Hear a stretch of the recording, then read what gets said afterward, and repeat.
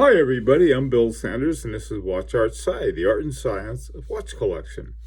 Today, what I want to take a look at are field watches and sports watches. Very, just sort of like for more of a comparison. There's a whole lot of different things that are called a whole lot of different watches that are called field watches, and ones that are called sports watches. So we're going to take a look at both of these, primarily though at field watches. It is sort of an interesting thing.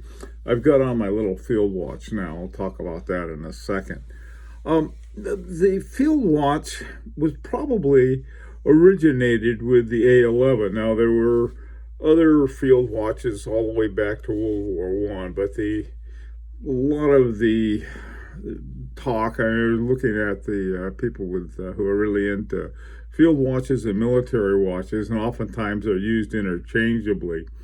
It looks like the one on the left, they were hand wound, and one of the things about them that was important was that they had center seconds.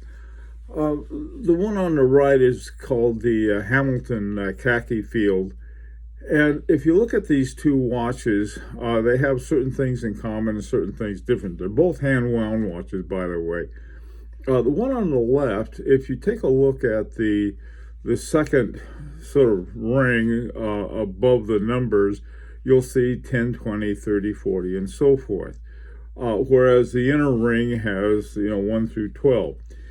On the right, if you look at the Hamilton field watch, they have what I would consider to be a more typical, actually, kind of, or what would seem to be a more reasonable type of field watch, and that is that on the inside numbers, they have the 24-hour count. So they have 13, 14, like the 1 is 13, the 2 is 14, the 4 is 16, and so forth. So you have military time is done on 24 hours, and I don't know, I know the pilots call it Zulu time. I'm not sure if what the military calls it. It could be military time for all I know. But one of the things that they have, the original A11 field watch, my dad, who was training pilots during World War II, had one pretty much like that. He was in the Air Force and later on in the Korean War. And this is the one that I think my brother has it now, but that was the original one. Now, if we look at sports watches, well, they have I don't know, these were, I found this one listing of the top 10 sports watches, and at the very top was a Rolex Submariner automatic. And the Submariner is, I don't know how many people who are divers use it, but they have the locked-in crown and so forth. And they also have a movable rotating bezel. That seems to be something that would differentiate the sports watches from the field watches, but I'm not even positive about that. Next to it is a Longines Hydro Conquest automatic.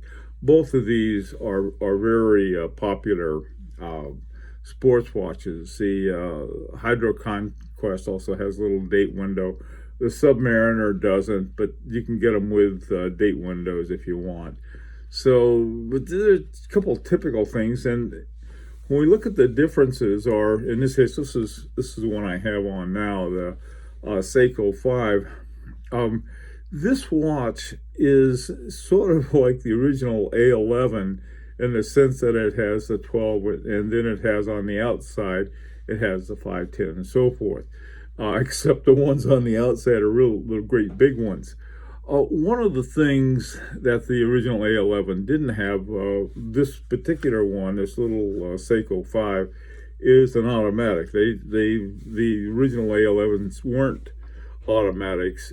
Today, if you get an A11 replica, I guess, not a replica in a bad way, but one that looks like an A11, they tend to be automatics.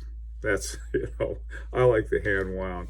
One of the things they have, like a canvas or some kind of material band rather than leather or a metal band, which is, for the field, it makes a lot of sense.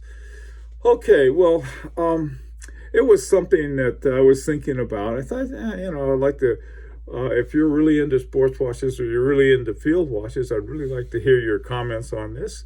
And until next time, this is Bill Sanders for Watch Art Sci, the art and science of watch collection.